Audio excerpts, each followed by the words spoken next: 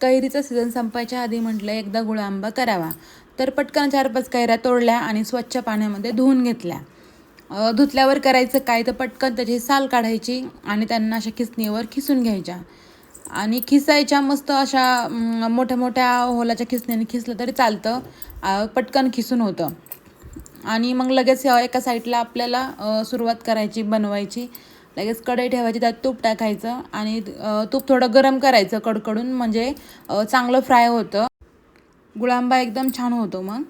आणि गूळ नसेल तर साखर टाकली तरी चालते. माझ्याकडं गूळ होता पण आम्हाला साखरेतलंच आवडतं, त्याच्यामुळे मी साखरच घातली आता इथं.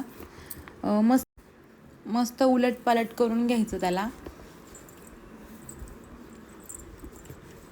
आणि कलर जो आलाय ना त्याला, असा पिवळसर कलर, ते 1-2 आंबे पाडायला लागलेले होते, पिकायला लागल्यासारखे झाले होते, त्याच्यामुळे त्याचा कलर असा थोडासा पिवळा आलाय. पण तेवढी साखर थोडी कमी लागली, कारण कैरी आंबट नव्हती माझी, म्हणून मी त्याच्यामध्ये 2-2.5 वाट्या साखर घातली आहे. तेवढी बरोबर झालं, म्हणजे त्याला टेस्टनुसार खूप गोड पण नाही झालं आणि खूप जास्त आंबट पण नाही झालं. तुमच्या कैऱ्या जर आंबट असतील तर थोडी साखर जास्त टाका, कारण मग तो आंबट होऊ शकतो. मग असं मी 2-3 अडीचच हे घातलं वाट्या त्याच्यामध्ये साखरेच्या, तेवढ्यातच ते ठीक झालं, म्हणजे टेस्टला एकदम छान झालं होतं. आणि वेलची पावडर म्हणजे चवीनुसार आहे, जर आवडत असेल तर टाका, नसेल आवडत तर नका टाकू. ज्याला फ्लेवर कोणाकोणाला काय होतं की आवडत नाही आणि मग मुलं घरामध्ये खात नाही. जर खात असतील तुमची मुलं तर नक्की टाका, कारण जामसारखं चपातीसोबत ते आवडीने खातात. आणि मग त्याला मस्त झाकण लावून ठेवून द्यायचं.